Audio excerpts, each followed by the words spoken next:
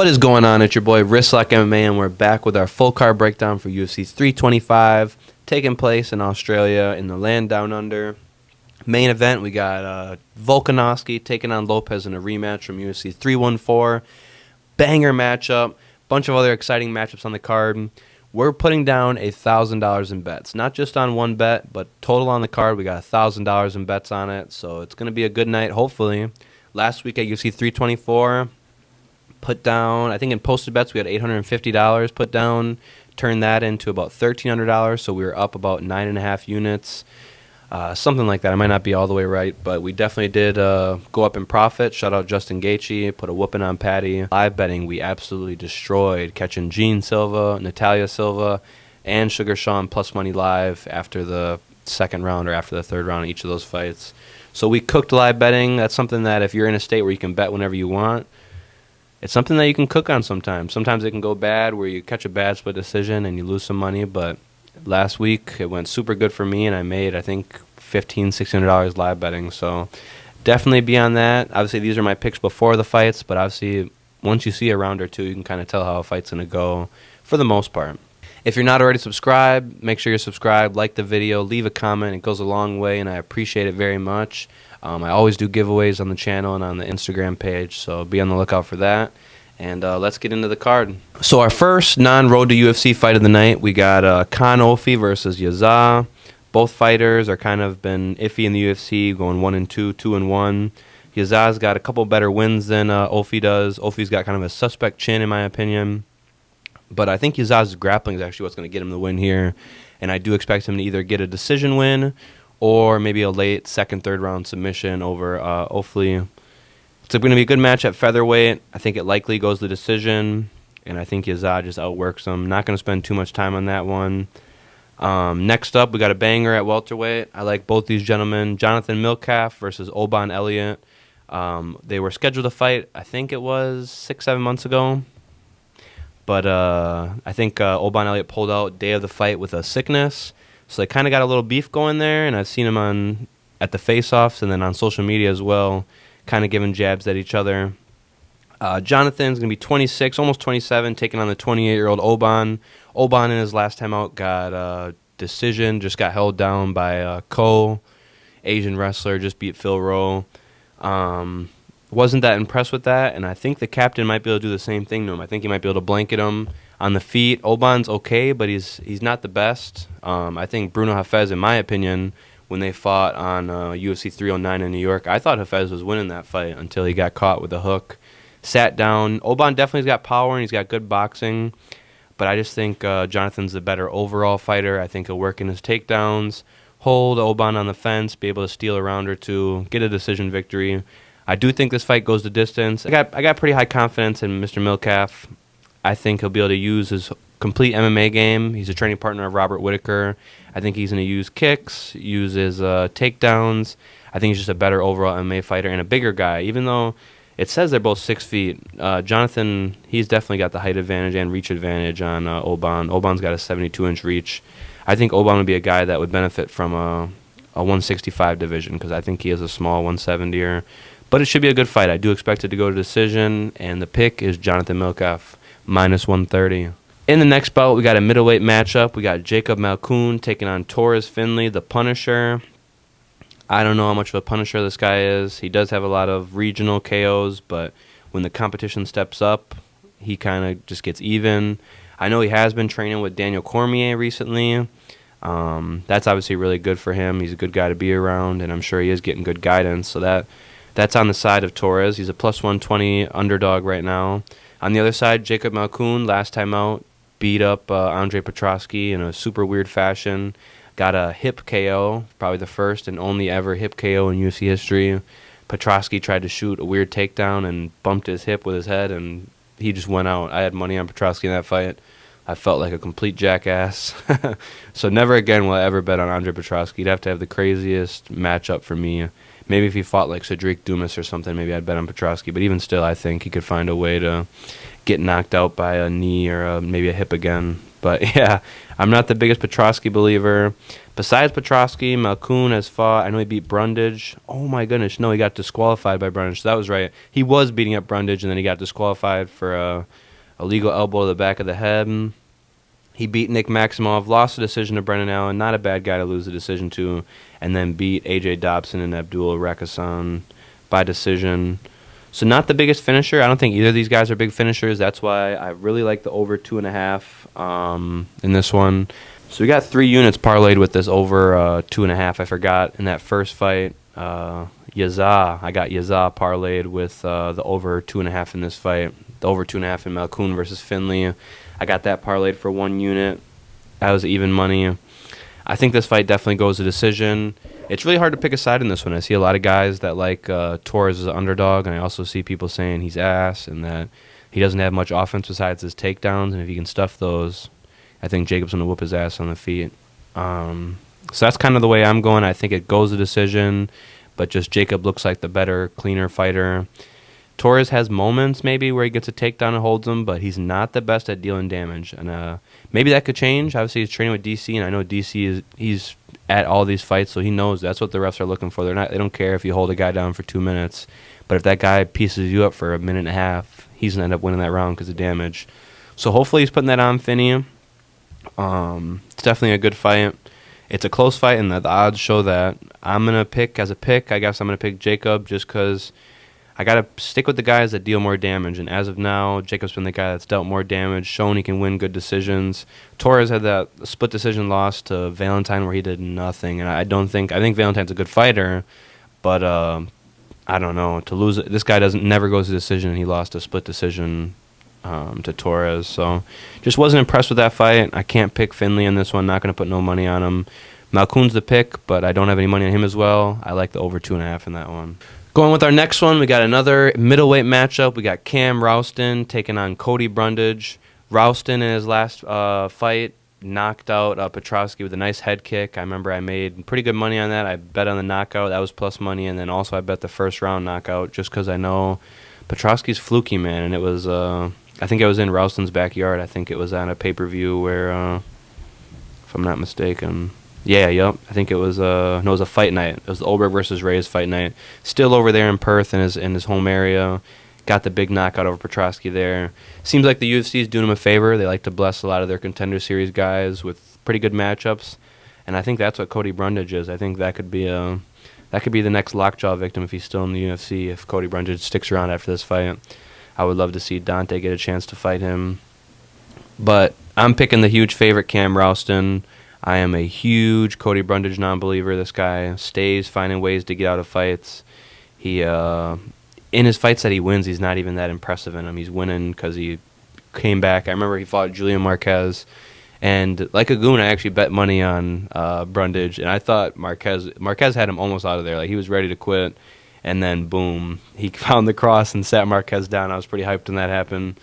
But I mean, the rest of them losing the split decision to Eric McConnell. I don't think Eric McConnell's good. And he's not bad, but he's definitely, if you're losing a decision to him, you're almost not UFC level. So I'm a Cody Brundage hater, and it's going to stay that way. The pick is Cam Rowston.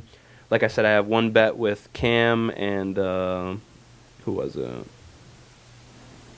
Oh, Jonathan Micallef. So I got one bet with Jonathan Micallef and Cam Rowston for 1 unit. That actually might be for 2 units, yeah? Yeah, I got $100 on that. So $100 on Rowston, mixed with Jonathan Micallef against Oban, 2-unit play. So yeah, and then the other parlay I have with Cam Rowston is going to be the under 1.5 in the main card opener with Quillan versus Jamie Mullarkey. So the under 1.5 in that one, and then Cam Rowston money line. I think I have another unit on that, right? Just one. Maybe we got 2 on that one. That might be a $100 play as well. I think that is. Yep. So we got $200 as well on Cam Rowston, so that just shows I'm pretty confident in him. I believe in him, and so I think Cam Rowston can get it done. I think Brundage is so lackluster. He likes to throw and trade, and his cardio's not good, and I just think Rowston's a pretty easy pick there. Next up, we got a light heavyweight matchup. We got one of the Tafa brothers going at it, the juggernaut, the younger one, Junior Tafa, taking on Billy Elekana. Billy fought last on UFC Vegas 110. That was when Dante fought. He picked up, was it a submission or KO? I think it was kind of like a knockdown into a rear naked. The dude was out, though. He fought Kevin Christensen, not that impressive. And then he decisioned Ibo Elson, which, I mean, that takes a lot considering what Ibo did in his last fight. He got that crazy war with Iwo. So that's impressive that he beat him like that. And to go 15 minutes, I like to see that. Junior Tafa does not go 15 minutes. I think, has any of his fights even seen over 1.5? So Tuco Tokos submitted him in the second round last time out. Knocked out Sean Sharaf, and then Walter heel hooked him. Marcos leg kicked him. I remember that fight was horrible. He kind of just quit. So maybe he's not that much of a quitter no more. His wins are against guys that are just not that good. Not that Billy is the greatest fighter ever, but it's just I think Junior is not good at all. So we do have 2 bets on Billy. We got one just straight him by KO or a sub. It was -130. We took that for 1 unit. And then the other bet is going to be Billy's money line -240-ish around, combined with the over 2.5 in the main event with Volkan Lopes. That kind of probably shows which way I'm leaning. I think that fight in the main event definitely goes 5 rounds. But I do have good trust in Billy. I think I got $150 on 50 on his money line, and then 50 on him by KO or submission, and then 100 with his money line, and then Lopez Volk goes over 2.5. Just a nice parlay piece. I don't see Billy losing that one. I think if it stays standing, I think he's a better fighter there. I also think he's going to mix in takedowns. I think he could submit Tafa. So we'll see how it goes there. I got Billy to get it done. He's a pretty big dude. We've seen him out there in Vegas. So that's going to be the featured prelim of the night. Tafa versus Elekana. I'm going with Billy Elekana. Let's say 2nd or 3rd round submission. So that's going to be the official pick right there. So next up, we got our main card opener. We got 2 Aussie guys. Quillan Salkilld taking on Jamie Mullarkey. This is kind of a fish to a shark matchup. I think Quillan's going like this right now. Jamie's been going like this. And I think Quillan, he says it's going to be a war. He says he's going to grapple and take it into the 2nd, 3rd round, but I don't see that happening. I didn't like to see that, but I think that's just snow in the air. I think he's getting the 1st round finish. I think he's just trying to put some respect on Mullarkey's name, who is a dog. He's got good fights. He's fought the who's, fought Ruffy, fought Volk, but has lost every time he's fought some guys like that. And not that Quillan's on that level, but I just think Mullarkey's getting older. His chin's deteriorating. I think this fight ends in the 1st round. I think Quillan could submit him, could knock him out. I just think no matter what, this fight does not go to the 2nd round. So we got 2 bets with Quillan in it. The one I said earlier, I think it was Quillan with or the under 1.5 in that one. So I didn't even take Quillan. I just took the under 1.5, and then I have that parlay with Cam Rowston. Said that one earlier. And then the other one is just going to be straight money line, 1 unit play. Quillan Salkilld inside the 1st round. Doesn't matter how he does it. Just has to do it in round 1. I think after all those 1st round finishes we've seen last week, we're not going to see a lot this week, but I think this will be a fight where we do see one. 1st round, I'm going to call KO for Salkilld. I think the hype train stays rolling, and I think this is probably Mullarkey's last fight in the UFC, to be honest. But we'll move on. Got a banger heavyweight matchup next. We got Tuivasa making his long-awaited return. Made that cut to the heavyweight limit, 265. I seen the weigh-ins this morning. He actually looked like he cut to 265. So this is a big dude. Probably around fight night, this dude's probably 280 pounds. Probably puts 15 pounds back on damn near. Taking on Tallison, Teixeira. Last time out, got knocked out by Derek Lewis. I think it was kind of a weird stoppage, but I think it was a lot too soon for him. I think there's a lot of hype around Tallison. And when you try to rush him with a guy like Derek Lewis, unless it's somebody like Waldo where they're super high level and got good footwork, if you're just going to stand and trade with Derek Lewis, I think it's a 50-50 fight, and whoever lands harder and first is going to win. And Tallison learned that. He didn't like the stoppage. He wasn't out or anything like that, but Derek Lewis is a guy that Tuivasa knocked out. Obviously, that was a couple years ago. But, I mean, Tallison just lost to him, 9 months ago, and we saw how Derek looked against Waldo. Obviously, it's good to rush him, put him in like a stand-and-bang opportunity right away. Tuivasa is going to have a huge reach disadvantage, 75 to 83. Height disadvantage as well. Teixeira is 6'7". Tuivasa is 6'2". It didn't look the worst at the weigh-ins, but I think this is a fight where it's hard to pick a side. I don't want to trust Teixeira at -300, but do I want to trust the guy, Tuivasa, who's on a 5 or 6 fight losing streak? I'd say if I was going to bet a money line, I'm honestly putting money on Mr. Tuivasa, the shoey man himself. I just think at a heavyweight matchup where it's 50-50 with a guy who just got knocked out by Derek Lewis, who is powerful, but he's older and he's slower, Tuivasa can do the same thing. He can catch your chin in the air, and he does like to bang. So I got a feeling this fight does not go over 1.5. We got that. I think that's the only thing I took in this one. We got the under 1.5 in this one, parlayed with the over 1.5 in the co-main event, BSD versus Hooker. We'll get into that one a little bit later.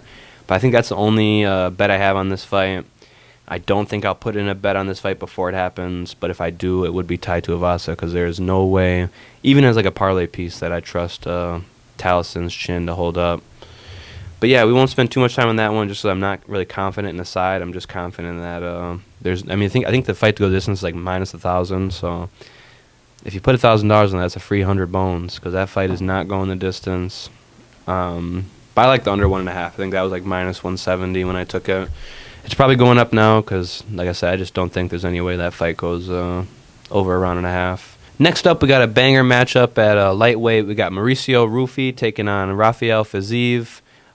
Two guys that are just pure technicians on the feet. Both guys have trained in Thailand. I've heard they actually trained together in Thailand.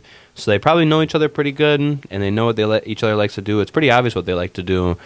But Ruffy last time out got submitted by BSD. Before that, he had the 2025 knockout of the year against Mr. King Green. Not that impressive. And then he his other wins besides that, James Lyontop, not in the UFC no more. Jamie Mullarkey about to get KO'd by Quillan on the first fight of the night. And then the guy that he beat to get in the Contender Series, he was good, and he was undefeated before that, which is pretty crazy. But I don't know. I haven't been impressed with Ruffy's. I don't know. I haven't been too impressed with Ruffy's run. Not saying that he's not great or a great fighter. I just think he's kind of a little bit overrated just because he was with the fighting nerds and what they were doing at the time, and then him getting those knockouts. I think I kind of overrated him a little bit, and we saw that in the BSD fight. He can be a quitter at times. He's got 2 professional losses, and in both of them, he looked out of it. He looked like his opponent was just the better man, and he knew that, and he was ready to give up and got knocked out once, and then he got submitted by BSD. Rafael Fiziev, last time out, beat up Ignacio Baja Mendez. He was my underdog of the week on that, and he is going to be it again. The underdog of the week for UFC 325. Fiziev is going to piece up Ruffy for 3 rounds. I don't think he's going to get a KO. He might get a late one, maybe if he gets Ruffy tired. Those body kicks, spamming them. I think he's going to hurt Ruffy. Like I said, I don't know if he's going to finish him, but I think he's going to hurt him.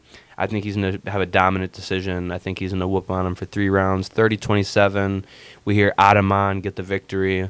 And honestly, he's due. Like, he had the win over Baja, and I think that's going to be the start of the streak. Before that, he had those 2 losses to Gaethje, had the fight where he blew out his knee against Gamrot. But before that, he was looking like a world beater, knocked out RDA. And I've been on the train the whole time. He's probably one of the most exciting fighters in the UFC. Like, when he steps in the cage, you know it's going to be a banger matchup. And, I think he can use his low kicks. I think he can mix in some grappling. I don't think the grappling is going to be the deciding factor in this fight. But I think if he wanted to, he could shoot for a takedown and maybe take Ruffy down. But I think the low kicks are going to stop Ruffy's kind of movement. And then I think he's going to work on countering those counters. So I think he's going to set traps, let Ruffy try to land that big shot, and then that's when he's going to make his move and try to land a big counter hook, big head kick, big body kick.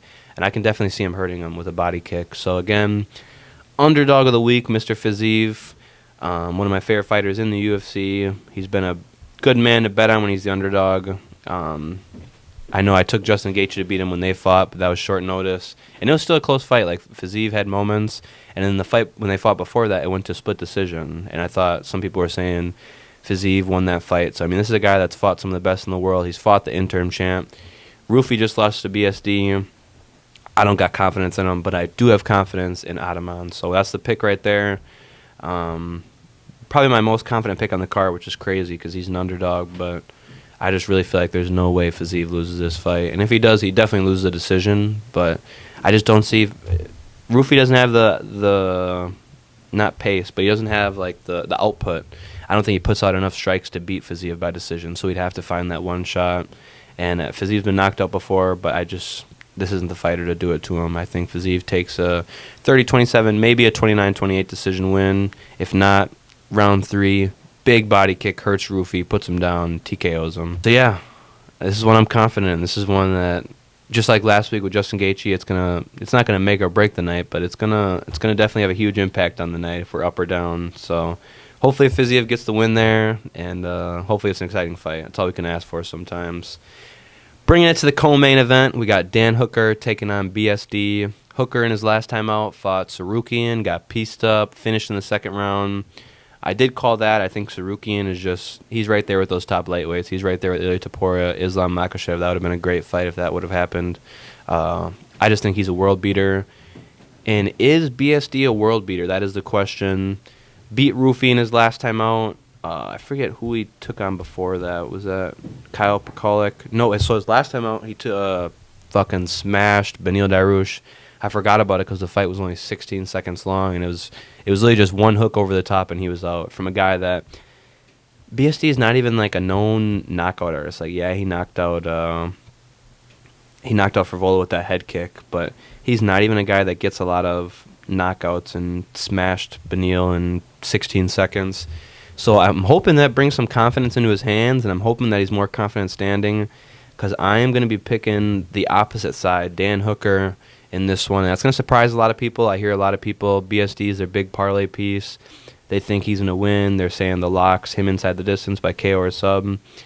I don't know if it's going to be that easy. I mean, you see a guy like Arman Sarukian who's going to really press the issue, and you see Sarukian, he's out-grappling everybody. He's doing all these grappling matches. He just dominated Lance Palmer in grappling. So, I mean, this dude has legit grappling, and that's why he made it look so easy. And, I mean, Hooker didn't really have his moments on the feet against Sarukian. I just think they said he had a broken nose before that fight when Sarukian had headbutted him, so that could have been why he kind of looked really, really bad. But I just think that was a bad performance. That was over there in, what's it called, too? That was across the world. When Dan Hooker is at his home country, this guy does not lose. I know he not whooped on, but he was a huge underdog against Mateus Gamrot last time out when Izzy fought DDP down there in Australia. And what did Hooker do? He stopped the takedowns when he could, dealt out more damage, and that's what the refs are looking for these days. They're not caring if a guy controls you for 2 minutes and then you, like I said, you beat him up on the feet for 3 minutes. Even you control a guy for 3 minutes, but you get beat up on the feet for 2 minutes. The judges are probably going to decide with that guy that beat you up, dealt more damage, cut you open. BSD's dealt with cuts before. Hooker's a guy that likes to get nasty, and so does BSD. But we saw when BSD got nasty at Poirier, caught by big hooks. And I think that's what we could see from Hooker here. Big hooks on the cage, rocks BSD, maybe finishes him, but I think there's a world where he does what he did against Jalen Turner and Mateus Gamrot and wins a close decision. So my pick for this one, the Hangman, Dan Hooker, he comes back, gets a win in front of his home crowd.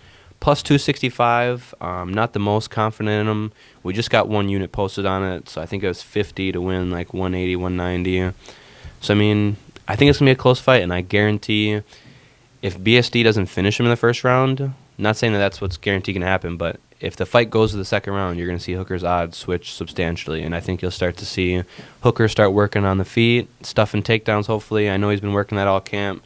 That's all he's got to do in this matchup. I feel like if it's just on the feet, Hooker's going to whoop the Paris man, the French army, war hero, BSD, God of War. Hard guy to bet against. That's why I don't have too much skin on that one. Just have the Dan Hooker money line for one unit, and then I had a parlay earlier with the Tai Tuivasa Teixeira under 1.5, and then we're going to go over 1.5 in the Hooker versus Saint-Denis. And I do really like that. Both these guys, even though they both have been finished, I feel like usually when they do finish fights, they're over that 1.5, and there's a good opportunity also on that Dan Hooker decision. I think it's like plus 700. So if you're prop chasing that Dan Hooker decision, it was talking to me. I almost thought about taking it, but I didn't. But my pick is going to be Dan Hooker for that one. Not everyone's going to agree with that. A lot of people are on BSD, but I'm trusting in Dan. So get it done, Hangman. And let's get into the main event. We got a rematch of UFC 314. Diego Lopes taking on the great Alexander Volkanovski. Long-reigning featherweight champ. Lost his belt to Topuria. Topuria vacated, went up to 55, and Volk claimed his spot back on his throne. Beat Diego Lopes in Miami Pretty dominant decision win. They had that moment in the second round where Lopes landed that signature hook. Sat, might have been a hook cross, but sat Volk down. The rest of the fight, though, Volk looked dominant. I think he won 49-46, or some of the judges. Yeah, I'm pretty sure it was 49-46. I thought maybe one judge gave him 4-1 rounds, but I'm not too sure what it was. But I know it wasn't that close of a fight. But I hear a lot of people are on the Lopes side of this one. They think he's going to KO Volk. Volk's 37. He's getting older. He's took a lot of damage. He's been knocked out a couple times by Islam and Topuria.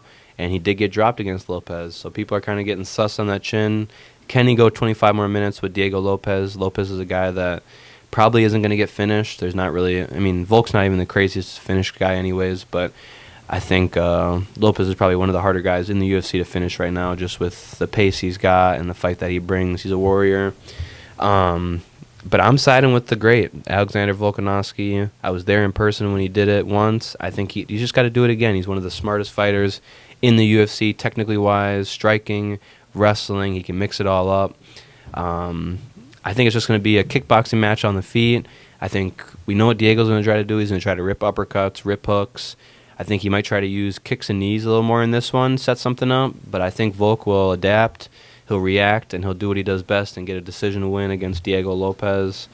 Odds-wise, it's crazy. Volk just did what he did, and he's a -140 favorite. So obviously there's a lot of people that believe in Lopes, and there's probably a lot of money on Lopes. And if you are taking Lopes, I feel like the knockout prop is way... I want to say the knockout's like plus 200 or 300. I don't know why you wouldn't just ride the knockout, because I don't see Diego Lopes outpointing Volk for 5 rounds. I don't even think he could win 2. I think the most he could win would be 2 rounds against Volk. Volk's just that good of a fighter. Doesn't lose rounds even against the top guys, Max Holloway. Even against Elliott Topuria, I'm pretty sure on 2 or 3 of the judges' scorecard, he beat Topuria in that first round before he did get caught and hooked in the second round. And if it does happen, I'm calling it now. Lopes, second round knockout. I tried calling it in Miami. I had Patty to win in round 3 and Lopes to win in round 2. So when he rocked Volk in round 2, I got pretty hyped. I thought I had seen something coming. But yeah, I think that was like, I don't know what it was. I think it was like $20 to win like $2,000. It was Patty in round 3, Lopes in round 2, and it almost came true. I think Lopes might have his moments where he does rock or give Volk some problems, but he's the great for a reason. I think he gets it done. Hopefully it starts better than last week's card. Last week we got I think the first 3 or 4 bets that I had threw out lost, and then we just went on a super hot streak to end the night, so that helped us get up that money. But I do not want to start off how we did last week, because that was pretty spooky. Especially when you're betting with thousands or $1,000, it can get stressful. Check out Wristlock. Follow there on Instagram if you have it. We're on Facebook as well. We got Dante's fight coming up March 7th. We'll be in Vegas for that. And, yeah, appreciate everybody. If you stayed this far, make sure you like and comment. It goes a long way, so I appreciate it. Let's have a good night of fights, and let's make some money. Peace.